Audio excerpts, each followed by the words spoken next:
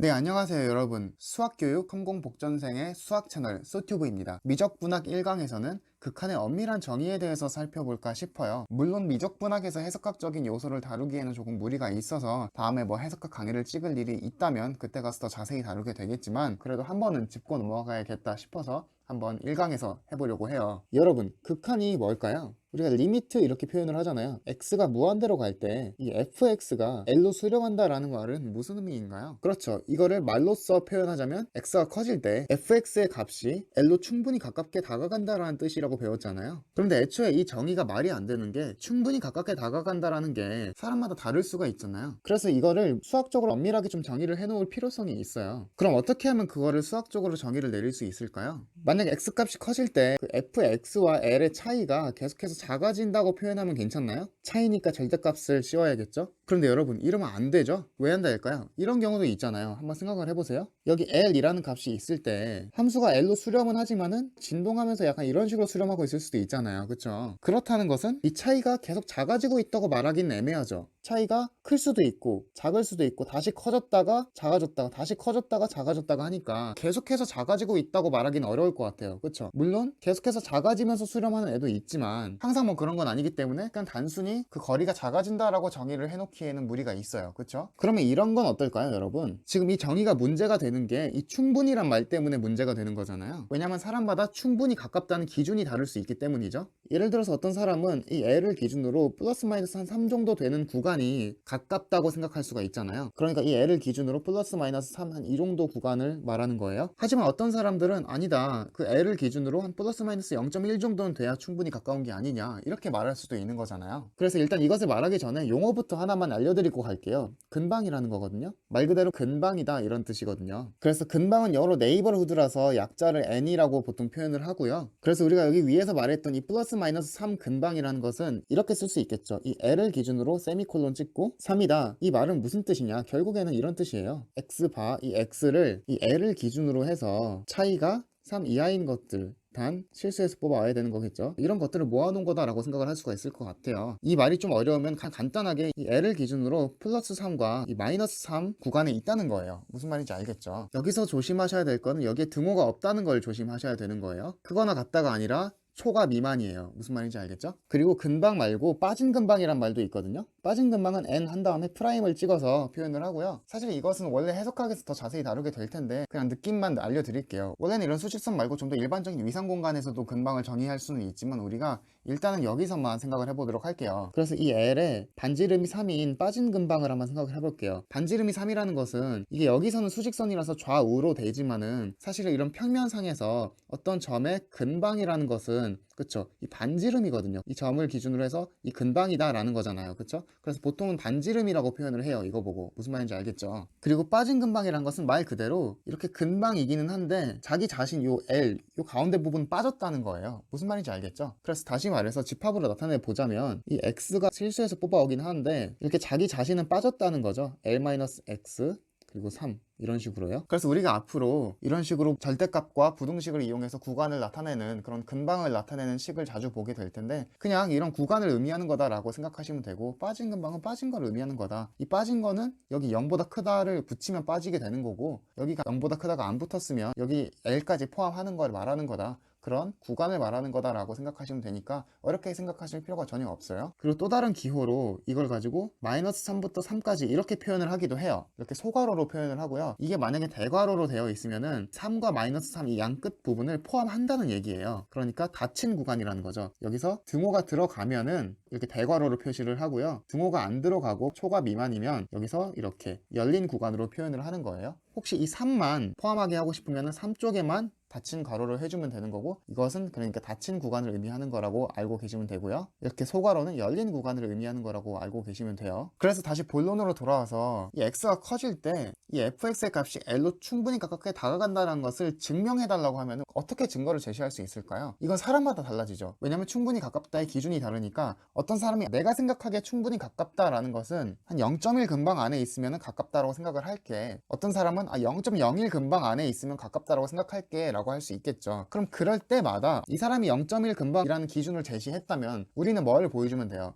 그럼 너가 생각하기에 0.1이 가까워? 그러면 내가 이 x가 어떤 n보다 커지면 fx가 네가 생각하는 그 0.1 근방이라는 기준 안에 충분히 가깝게 들어간다라는 걸 보여줄게. 이러면 되는 거죠. 다시 말해서 함수가 뭐 이런 식으로 이렇게 움직이고 있는데 어떤 사람이 나는 0.1 정도가 충분히 가깝다고 생각해. 그래서 0.1이라는 게 한 이 정도 안에 들어와야 된다고 생각을 해봐요. 그럼 어쨌든 이렇게 수직선을 그려보면은 여기는 지금 벗어나잖아요. 그쵸? 벗어나긴 하지만 적어도 점점점 해서 여기 n 이상부터는 전부 다 네가 말하는 이 구간 속에 다 들어가지 않느냐. 그쵸? 다 이 안에 있잖아요. 그래서 x가 n보다 클 때는 너가 말하는 그 가깝다, 충분히 가깝다라는 기준에 만족을 한다. 그러니까 얘는 수렴하고 있는 게 맞다. 이렇게 말할 수 있죠. 또 어떤 사람은 아니야, 나는 그거보다 더 가까운 0.01이라는 기준을 제시할래 라고 했을 때 그래? 그러면은 아까하고는 다른 n이긴 하지만 n1이라고 할까요? 어쨌든 그 n1보다 커지기만 하면 그것에 대한 함수값 fx는 너가 말하는 그 0.01이라는 기준에 다 들어가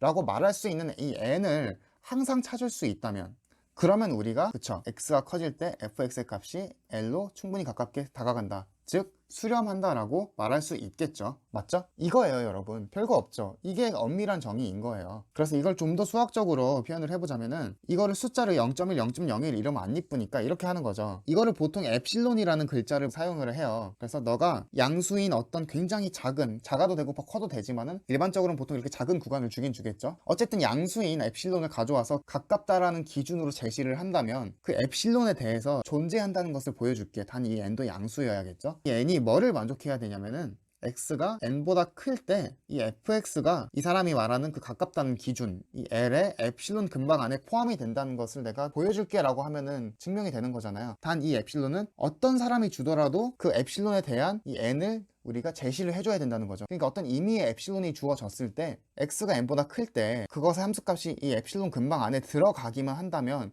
그러면 너가 말하는 그 가깝다는 기준을 충족한 거니까 충분히 가까워진 게 맞네? 라는 거죠. 그쵸? 그래서 바로 이게 극한의 정의예요. 무슨 말인지 알겠죠? 그런데 보통 이제 여기다가는 such that이라는 말을 쓰긴 쓰거든요. such that. 이게 such that의 약자예요. 보통 우리나라 어순으로 하면은 어떤 의미의 엡실론에 대해서 x가 n보다 클 때 fx-l이 엡실론보다 작게 하는 이 n을 우리가 존재한다는 것을 증명해줘 라고 말을 하잖아요. 우리나라 어순상. 근데 보통 이제 영어 어순으로 하면은 이렇게 되거든요. 엡실론이 있을 때, 그쵸, 존재한다는 것을 증명할 거다. 근데 그 n이 무슨 n인지에 대해서 뒤에서 꾸며주는 거죠. such that, 그쵸? 이 x가 n보다 클 때 fx-l이 엡실론보다 작은 n이다 라는 거죠. 그래서 원래는 한국식 어순으로 하면 이게 뒤로 가야 되는 게 맞는데 보통은 관용적으로 이런 식으로 쓴다는 것을 여러분들이 알아두세요. 여기서 a를 거꾸로 쓴 이 표시는 임의의 라는 뜻이고요. 뭐 모든이라고 해도 돼요. 그러니까 모든 엡실론, 그러니까 네가 어떤 엡실론을 주든지 간에 그 모든 엡실론에 대해서 이거인 것을 증명할 수 있으면 수렴하는 게 맞다라는 거죠. 무슨 말인지 알겠죠? 근데 여기까지는 여러분들이 이제 잘 받아들이시는 분들이 많아요. 그런데 이거는 잘 못 받아들이시더라고요. 이런 극한을 한번 생각해 볼까요? 리미트 x가 a로 갈 때 fx가 l로 수렴한다라는 것을 수학적으로 어떻게 정의할 수 있을까요? 아까는 여기가 무한대였는데 여기는 x도 지금 a로 가깝게 다가가고 있어야 되는 거잖아요. 결론부터 말하자면 이렇게 해야 돼요. 이미 엡실론에 대해서 어떤 델타라는 게 존재해서, 델타는 그냥 양수인 수예요. 아까는 n이라고 했는데 이 델타도 어차피 그냥 변수인 거예요. 근데 왜 아까는 n이라고 하고 지금 델타라고 했느냐? 보통 이렇게 엡실론과 델타처럼 그리스 문자로 나타내는 것들은 그냥 함축적으로 뭔가 굉장히 작은 수라는 느낌을 가지고 있는 변수예요. 물론 꼭 작은 수일 필요는 없지만 굉장히 작은 수, 예를 들면 아까 위에서 말했던 0.01, 0.00000001, 그쵸? 이렇게 작은 수도 들어갈 수 있다는 것을 잊지 말아라 라는 그런 느낌의 어조로 이 엡실론이라는 변수를 쓰는 거고요. 여기 같은 n의 경우에는 작은 수가 될 수도 있지만 그냥 이 명제의 특성상 이 n은 사실상 굉장히 큰 수가 될 수 있잖아요. 그쵸? 이 n 이상일 때 여기 안에 다 들어간다는 걸 보여주는 거니까요. 그래서 이 n은 어떻게 보면은 작은 수라는 걸 강조하는 변수라기보다는 어떤 굉장히 큰 숫자라는 걸 강조하는 변수라서 델타라기보다는 n이라고 표현한 거고요. 사실 이거 델타라고 써도 상관은 없는데 그냥 좀 강조를 하기 위해서 그렇게 쓰는 거예요. 이거 델타라는 것은 조금 작은 수라는 것을 강조할 필요가 있을 때 쓰는 거예요. 무슨 말인지 알겠죠? 그래서 such that 이 x와 a가 이 델타 빠진 근방 안에 들어갈 때 fx와 l의 차이가 이 엡실론 근방 안에 있어야 된다라는 거죠. 이 정의가 결국에는 극한의 정의거든요. 그런데 이게 약간 잘 와닿지 않을 수는 있어요. 그래서 이 말을 한글로 풀어서 생각을 해보면은 결국에는 x가 a로 다가갈 때 fx가 l로 충분히 가깝게 다가간다는 뜻이잖아요. 그러니까 이 말을 증명하기 위해서는 우리는 뭘 보여줘야 되냐면은 fx가 l에 충분히 가깝다는 걸 보여줘야 돼요. 그러면 너가 충분히 가깝다라고 생각하는 기준을 나에게 제시해줘. 엡실론이라는 기준을.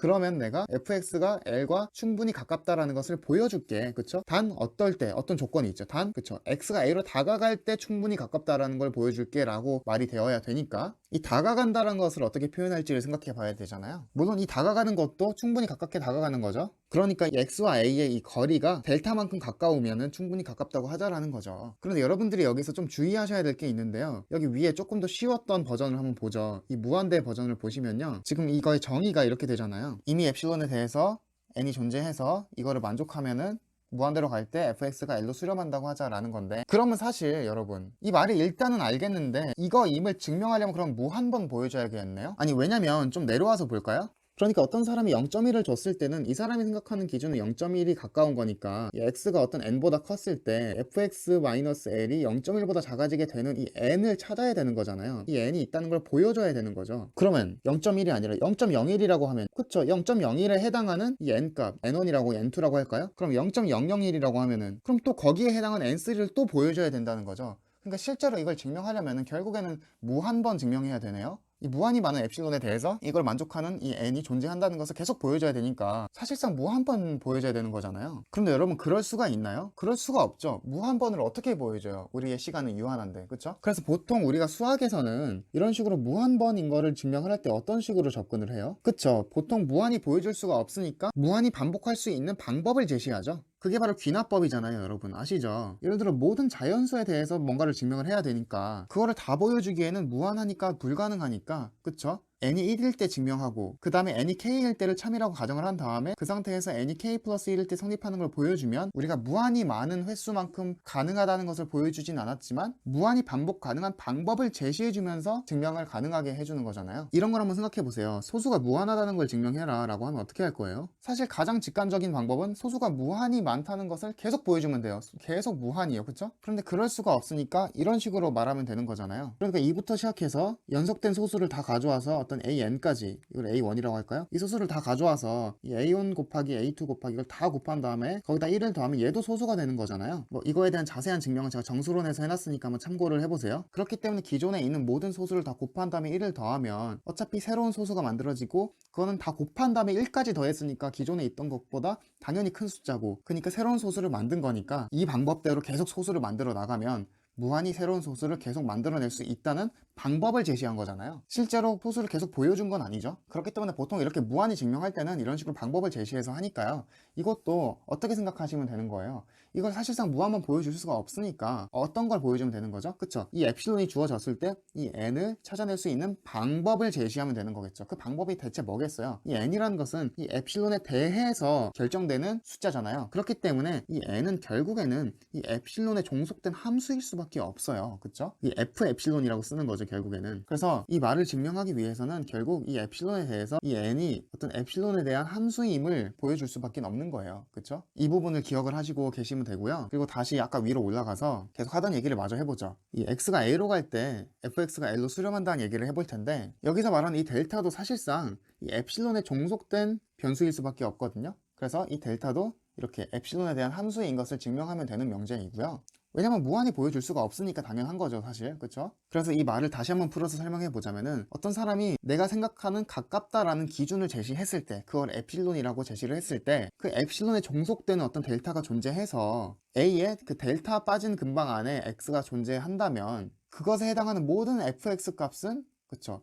네가 말하는 그 충분히 가깝다는 기준 속에 다 들어간다, 이 근방 안에 다 들어간다, 그러면은 수렴하는 거다 라고 말할 수 있다는 거죠. 그런데 이게 직관적으로 받아들여지시지 않으신 분들은 제가 이걸 통해서 한번 설명을 해볼까 싶어요. 그래도 여러분 이것까지는 이해되죠? 이 무한대까지는 그래도 어느 정도 이해가 되지 않아요? 그쵸? 무한대로 갈 때 fx가 l로 충분히 가깝게 수렴한다 라는 것은 결국에 충분히 가깝다는 기준을 제시했을 때 이 x가 n보다 크면 그 가깝다는 기준 안에 다 들어오도록 우리가 증명을 할 수 있으면, 그런 n이 존재한다는 걸 보여줄 수 있으면 수렴하는 거다라는 말까지는 솔직히 어느 정도 이해가 되실 거예요. 상대방이 아무리 작은 값을 가지고 오더라도 언제나 이 엡실론에 종속된 이 n을 찾아낼 수가 있으면 수렴하는 거니까요. 그럼 이렇게 한번 생각해 볼게요. 리미트 x가 a로 갈 때 이 fx가 L로 간다는 것이 우리가 정의를 원래는 이미 엡실론에 대해서 이 델타 엡실론이 존재해서 여기서 이 빠진 구간 x-a 델타 1 때 fx-l이 엡실론보다 작다. 요거가 정의인데 물론 여기서 빠진 구간이 있어야 되는 이유는 우리가 수렴한다고 할 때 여기가 뭐 3이고 여기가 2일 때 이 함수 f가 여기는 정의되지 않아도 상관이 없잖아요. 그쵸?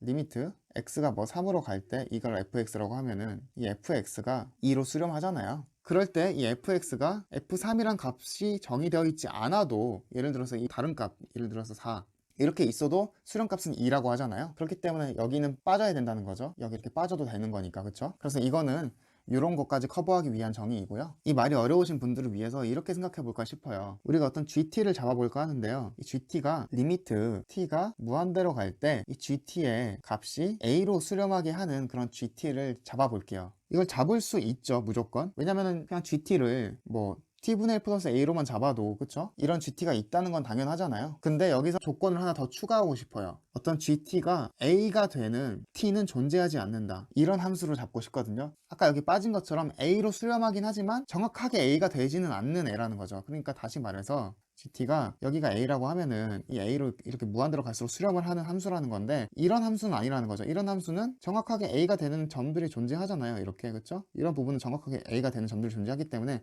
이런 식으로 수렴하는 함수가 아니라 정확하게 a가 되는 점이 없는 a랑 절대 한 번도 만나지 않는 그런 함수를 잡겠다라는 거죠. 무슨 말인지 알겠죠? 그런 함수를 잡을 수 있잖아요. 심지어 이게 지금 그런 함수죠, 이미. 물론 이게 그런 함수라는 건 증명을 해야 될 문제이긴 해요. 증명을 해야 된다는 것은 리미트 t분의 1 플러스 a가 t가 무한대로 갈 때 얘가 a로 수렴한다는 것을 증명해야 된다는 거고, 증명이라는 것은 다시 말해서 이미 엡실론에 대해서 어떤 n이 존재해서, 단 이 n은 엡실론에 종속된 양수인 n이 존재해서 x가 이 n 엡실론보다 클 때 여기 서치댓 빠졌죠? 이 근방 안에 들어온다는 거죠. fx니까 이 t분의 1 플러스 a 마이너스 a가 그쵸? 엡실론 안에 들어온다는 것을 보여야 되는 거죠. 근데 이거를 보이려면 우리가 아르키메데스 정리를 알아야 되거든요. 근데 아르키메데스 정리는 이제 해석학에서 나오는 거라 우리가 그렇게까지 깊게는 다루고 싶지 않아요. 지금 미적분학하고 있는 거니까. 그래서 이거는 그냥 받아들일게요. 무슨 말인지 알겠죠? 이게 A로 수렴한다는 것 정도는 여러분 받아들이실 수 있죠. 그리고 자세히 보시면은 이게 결국에는 정확히 A가 되는 부분은 존재하지 않잖아요. 그렇기 때문에 여기에서 빠진 근방으로 얘기를 할 수도 있죠. 이렇게 0을 빼서요. 어차피 여기 t분의 1 플러스 a라는 이 gt라는 함수가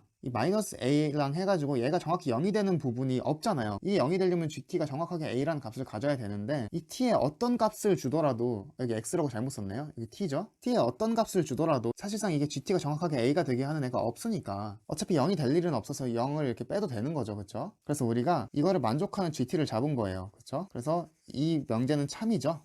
그래서 다시 한번 정리를 하자면은 우리가 리미트 gt가 무한대로 갈 때 a로 가는 함수를 잡았는데 단 gt가 정확히 a가 되는 t는 존재하지 않는다라는 거고요. 그러므로 극한의 정의에 의해서 이미 엡실론에 대해서 어떤 n엡실론이 존재해서 t가 n엡실론보다 크면은 정확하게 a인 구간이 없으니까 빠진 근방으로 얘기를 할 수도 있는 거고요. gt-a가 이 엡실론 빠진 근방 안에 존재한다라는 말이 참이라는 거고요. 그래서 우리가 처음에 증명하려고 했었던 fx를 보죠. 리미트 이 fx가 x가 a로 갈 때 l이 된다는 것을 증명하려면 결국에 이 fx를 치환을 해보자 이거죠. x를 gt로 치환을 해보자라는 거죠. 그럼 이 말은 다시 한번 말하자면은 리미트 이 gt가 a로 갈 때 gt가 l로 간다는 것을 증명하여라 라는 말이랑 똑같은 거고, 이 말은 다시 말해서 리미트 gt가 a로 간다는 것은 지금 t가 어디로 가고 있단 말이랑 똑같죠? gt가 a로 간다는 것은 t가 무한대로 가는 것이랑 똑같거든요. 그래서 t가 무한대로 갈 때 fgt가 l로 가는 것을 증명하여라 라는 명제로 바뀌죠. 그런데 우리가 여기가 무한대로 갈 때는 그래도 어느 정도 쉽게 받아들였잖아요. 그래서 이거임을 증명하려면 뭘 증명해야 되는 거예요? 이미 엡실론에 대해서 어떤 n엡실론이 존재를 하는데, 그런데 여기에서 엡실론과 n엡실론이라는 말을 이미 썼으니까 헷갈리실 수 있으니까 엡실론 1이라고 할게요. n1 엡실론 1 이런 식으로 할까요? 여기도 1이죠. 여기도 n이 아니라 어떤 m이라고 할까요? m 엡실론 1 이런 식으로 쓸까요?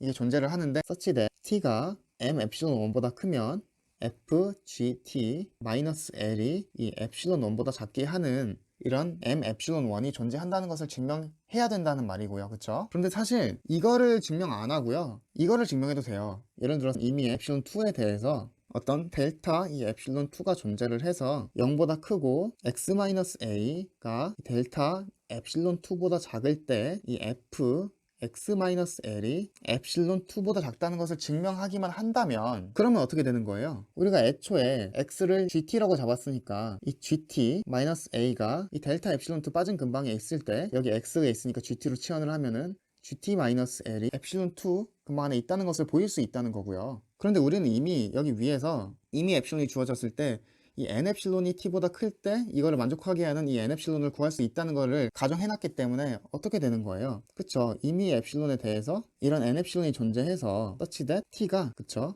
n epsilon보다 크다면 이 0에서 gt -a 이 빠진 근방 안에 포함된다는 걸 증명할 수 있게 되고요. 이 두 개의 명제를 연결한다면 이미 epsilon 2에 대해서 이 델타가 존재하니까 그 델타를 여기 epsilon에다 집어넣어 봐요. 어쨌든 내가 이 델타라는 값을 epsilon으로 준다면 그거에 대해서 이 n epsilon 2를 존재한다는 것을 알고 있는 거잖아요. 이게 양수고요. 그러므로 t가 이 n 델타 epsilon 2보다 크다면 0보다 이 gt -a가 델타 epsilon 2보다 작게 만들 수 있는 거고요. 그런데 gt는 여기서 우리가 x라고 치환을 했으니까 이 gt가 x-a 델타 epsilon 2가 되고요. 그러므로 우리가 이 위에 있는 이 명제를 증명했다면 이걸 만족하면 이거이기도 하니까 이거이면 fx-l이 epsilon 2보다 작다는 걸 증명할 수가 있게 되면서 결국에 이미 epsilon에 대해서 이런 n이 존재해서 t가 이런 n보다 크다면 궁극적으로 fx가 이 epsilon 2 근방 안에 있다는 걸 증명하게 되는 거니까 우리가 처음에 증명하려고 했었던 이 명제를 증명할 수가 있게 되는 거죠. 똑같죠? epsilon에 대해서 어떤 n이 존재해서 t가 그거보다 크다면 ft, 여기는 fx라고 했는데 어차피 gt가 여기서 x로 치환한 거잖아요. 그쵸? 그러니까 fx-l이 그 해당 epsilon보다 작게 되는 걸 증명한 거가 되는 거잖아요. 그래서 결론적으로 이 말이 x가 a로 갈 때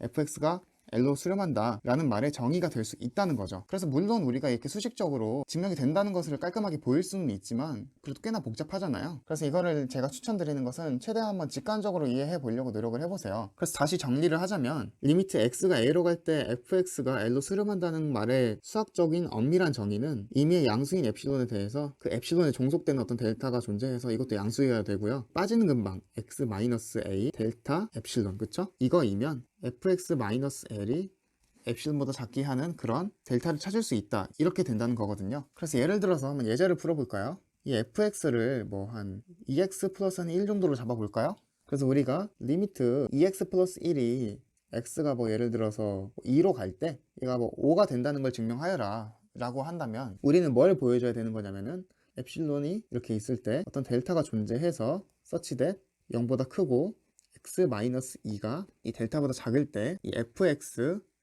이 fx가 뭐죠 여기서? 그쵸? 2x 플러스 1이죠. l은 뭐죠? 5죠. 그래서 결국에는 마이너스 4 이렇게 묶이죠. 이게 epsilon보다 작다는 거를 보여주면 되는 거고요. 그런 epsilon에 종속된 델타를 찾을 수 있어야 되는 거고 그걸 보여주기만 하면 되는 거죠. 그러면 어떻게 하면 되겠어요? 여기 보시면 한번 이 절대값을 x 마이너스 이렇게 한번 묶어볼까요? 2를 빼가지고 이 상황에서 이 델타를 2분의 epsilon으로 한번 잡아볼까요? 결국에 x-2가 델타보다 작으니까 이건 2분의 epsilon보다 작기 때문에 양변에다가 2를 한번 곱해보면 이쪽 0보다 작다는 일단 빼버리고 2를 곱해보면은 2 곱하기 x-2는 epsilon보다 작다가 나오거든요. 그러므로 2x-4가 epsilon보다 작다는 게 증명이 돼버리죠. 따라서 어떤 사람이 어떤 epsilon을 가져다 주더라도 델타를 epsilon에 종속되게 이렇게 표현을 해가지고 이 문장이 만족하도록 만들 수 있다면 그거는 이게 수렴한다는 것의 증거가 된다는 거죠. 그러니까 우리 이거 증명 끝난 거예요. 이렇게 증명 끝이에요. 그렇죠? 그래서 정답은 뭐였다는 거예요. 맞아요. 델타를 2분의 epsilon이라고 잡으면 된다라는 거죠. 우리가 실제로 epsilon을 0.1이라고 잡든 0.01이라고 잡든지 간에 사람마다 그 가깝다는 기준은 다를 수가 있지만 그 모든 epsilon에 대해서 0.1의 경우에는 2분의 0.1 그쵸? 0.01의 경우에는 2분의 0.01 이렇게 델타를 잡으면 이게 성립을 한다는 거죠. 그 사람이 생각한 가깝다는 기준 안에 함수값이 들어오도록 만들 수가 있다는 거죠. 그러니까 충분히 가깝다라는 말의 증거가 되죠. 그런 말이에요. 무슨 말인지 알겠죠? 그래서 이번 시간에는 이렇게 극한을 좀 엄밀하게 정의를 해봤어요. 여러분들도 아시다시피 미적분이라는 것은 미분, 순간 변화율, 적분, 구분 구조법을 통해서 생각하는 무한합의 개념이기 때문에 당연히 극한을 알아야 되고요. 그래서 이번 시간에 극한을 엄밀하게 정의를 내려봤어요. 조금 어려우실 수 있겠지만 이 정도로만 만족을 하고 더 어려운 것들에 대해서 이제 해석하기 위해서 나중에 공부를 하시면 될 것 같고요. 물론 이제 좀 난해할 수도 있어요. 그렇더라도 이런 부분들은 미적분학에서 그렇게 크게 중요하게 다루는 부분은 아니고 이제 해석학에서 다루는 부분이기 때문에 너무 겁먹지 마시고요. 다음 시간부터는 좀 더 미적분에 관련된 것들을 많이 다뤄보도록 할게요. 강의가 유익했다면 구독과 좋아요도 부탁해요. 지금까지 수학 채널 수튜브였습니다. 그럼 다음 시간에 뵙도록 할게요. 여러분 모두 고생하셨어요.